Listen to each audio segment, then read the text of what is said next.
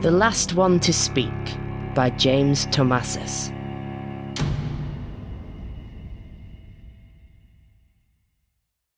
The host is snapping their fingers.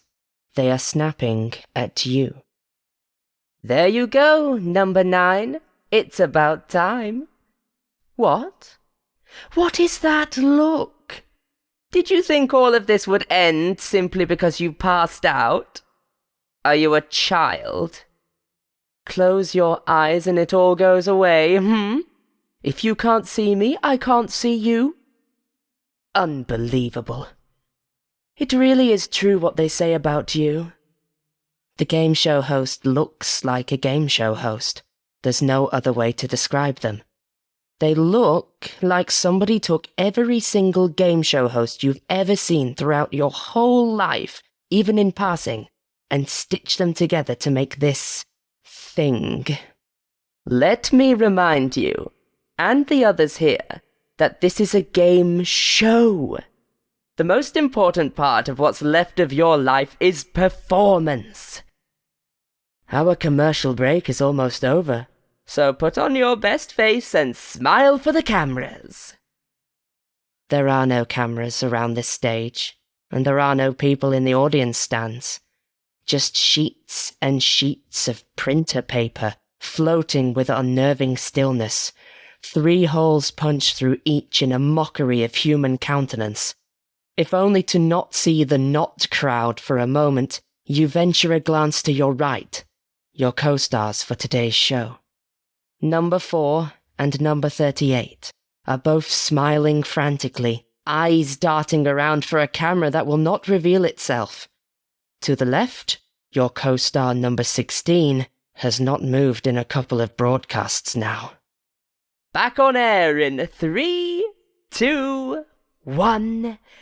And welcome back, viewers and non-viewers, contestants and those yet to be, ladies and gentlemen, and that technicolor spectrum beyond and in between. Let us have a round of applause for our lucky contestants. The host's voice flips from haughty contempt to a more stereotypical television announcer's timbre in an instant. The crowd bursts into monotonous activity and, rather than applause and cheers, the paper cutouts that represent the crowd simply chant the words clap, applause, and cheer, their intonation as flat as the papers their face holes are punched into. Now then, number 4, number 9, number 16, and number 38. For your next question... These questions aren't fair! Just let us go! Number 4, who stands with their hands stapled to the podium in front of them, interjects desperately, and you cannot help but wince. Now, it will be worse for all of us. An interruption from number 4, everybody. Such drama, such timing, so unsurprising. Isn't that right, folks? The not audience responds with a rolling wave of the word laughter, and, once it has passed, the host continues. Now, none of you would think this was unfair if you had just prepared like you were supposed to. Now you have 30 seconds to tell me the incredibly simple answer to the question. What is love? Number 38 whimpers audibly far off to your right as the sound of a grandfather clock ticks and tocks from unseen speakers. They know just as well as you that there is no correct answer. None that any of you could possibly guess. This host has had the lot of you on this stage for an uncountable number of days at this point, and in that time not a single contestant had answered a question correctly. One could not even guess what answers this host had in mind, or if it had a single thing in mind other than hurting all of you. A blaringly loud air raid siren plays for just a couple of seconds before it suddenly cuts off, and the small screens on the front of everyone's podiums light up. It seems your time is up. Now let's see those answers. Number 4. Love is hope. Hope. Really? Do you think you are clever?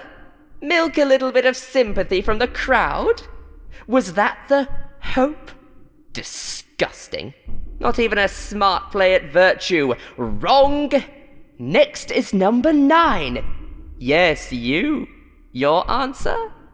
Love is nothing. Again, number 9?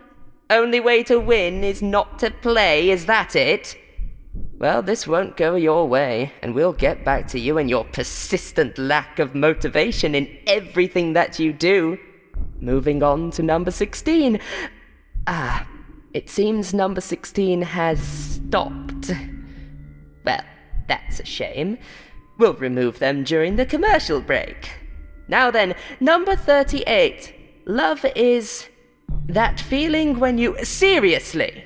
This is unbelievable. You see, this is exactly why each and every one of you are here. The host steps down from their podium, and each one of its clicking steps would be cause for retreat were you not stapled to your podium. They come to a stop right in front of you, as if you are personally responsible for the sum total of their disappointment. They look you dead in the eyes with whatever it is in their skull that they are trying to pass off as eyes. The host's voice slithers out of its announcer's facade back into its natural, mocking state as it speaks. The answer, of course, is that love is a lie. Obviously. Oh, glaring now, are we? Please. Since this is apparently so confusing to all of you, repeat after me. Everyone who has ever told me they love me was lying. Got it? No? Oh, we're being prideful now. Taciturn to the bitter end, are we? But you know I am correct. All 3 of you knew that, of course. That's why you're all here. Because you deserve this. But the most pathetic part of all of this is that all of you think you've ever loved anyone. You've never loved, and I have proof. The host whips around and takes 3 steps from you before stopping. Oh, but first, I asked for an extremely simple answer to my question. Number 16 stopped, so they are out. Number 4... Well, not clever at all, but one word is simple, so you get to stay. Number 9 is a spoil sport, but no answer is still a simple answer, and I'm not done with you yet. Number 38, on the other hand, I'm afraid that if you don't understand the rules by now, you never will. You will have to join the audience. You sneak a glance over at number 38, who has blanched and gone as still as the podium they're attached to. You want to look away as the host approaches number 38, but you cannot. Instead, you close your eyes as tight as you can, just to realize that what was once your own private, personal darkness, your escape from the horrors that exist beneath the stage lights, has been invaded by the host as well. Even with your eyes tightly shut, you clearly see the host as it reaches its hand, its wrist, its forearm, all the way up to the elbow down its own throat. How much of a blessing it would be for you to not hear the crinkling of paper that scrapes up the thing's throat before emerging from its mouth, perfectly dry and impossibly flat. What a miracle it would be if you could turn your head and block out the muffled screams of number 38 as the paper begins to cling to, then hug, then smother their face. The sounds of cheers and applause and clap reach your ears cacophonously, but do nothing to block out the sound of number 38's body folding itself in half, over and over and over and over and over again, until it fits right behind the 8 by 11.5 inch sheet of paper that covered their face. As number 38 flattens to the width of the sheet of the paper that consumed them, 3 holes appear slightly ajar, and the host blows on the paper, which floats in the meandering path to join the crowd. One of many, many, many dozens. The host's face spirals into something resembling an honest human smile, but you know it is neither of those things. Its voice jumps right back into its professional showman's tone, and it continues its macabre game. Now then, on to the final round. Chins up, number 4 and number 9. One of you is about to win. It just so happens there is only a single question left, and it just so happens that it will make my point for me. For the first time since this nightmare began, the host leaves the stage. For a terrible several seconds there is naught but complete silence. No hum from the ill-kept, sweltering stage lights above. No crinkling of paper from the not audience. Not even the faint buzzing in the back of your head from electrical equipment that almost certainly doesn't exist. Suddenly, the silence is broke by the grating sound of metal being dragged across wood.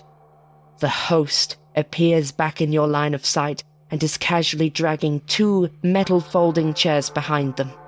Tied to each one of the chairs is what appears to be a person, writhing while completely encased of sheets of 8.5 by 11 inch paper. They are screaming, or perhaps crying, or perhaps laughing. Muffled beneath so many layers of paper, it is nearly impossible to tell. The host stands between the 2 paper-entombed figures and holds a hand out towards each. Now then, number 4, who is this person? And number 9, who is this person? I will give you a hint. It is someone you claim to love. Oh? What is that look? Surely if you weren't lying about the love you had for the people in your life, it would be easy to— My husband! He must be my husband! Why are you doing this to us? Number 4 cries out desperately.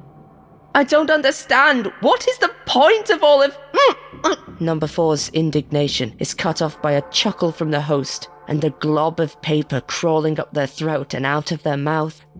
There is nothing that can be done for them anymore, as you are forced to listen to them fold inside of themselves, again and again, as their loved one goes stiff and folds up themselves.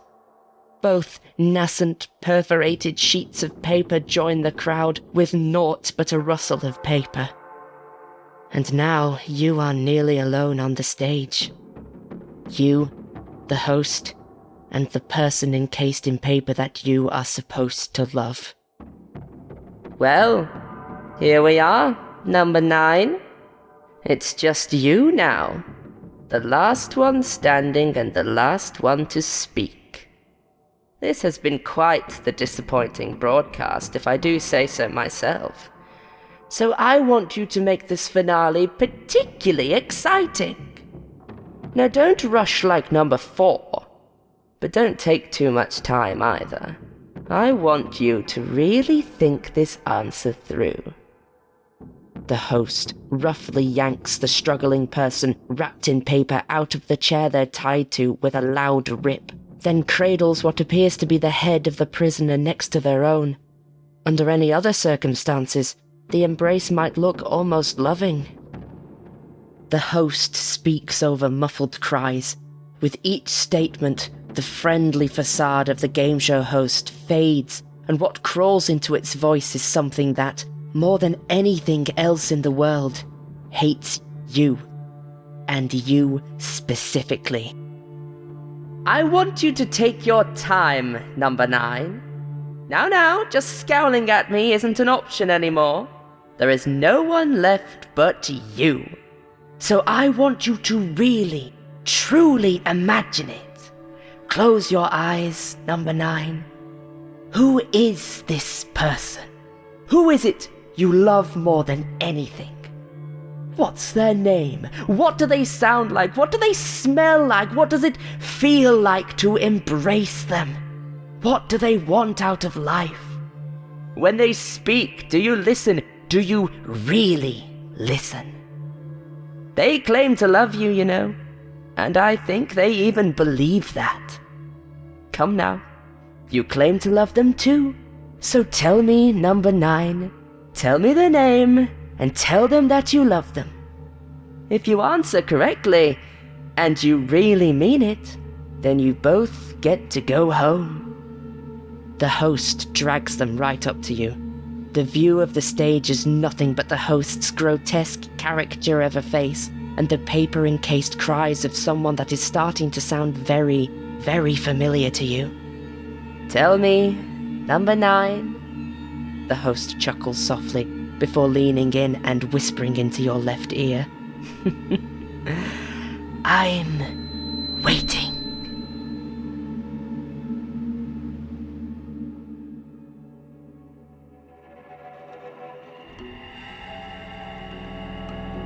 The Magnus Protocol is a podcast distributed by Rusty Quill and licensed under a Creative Commons Attribution Non-Commercial Share-alike 4.0 international license. To subscribe, view associated materials, or join our Patreon, visit rustyquill.com. Rate and review us online, tweet us at The Rusty Quill, visit us on Facebook, or email us via mail@rustyquill.com. Thanks for listening.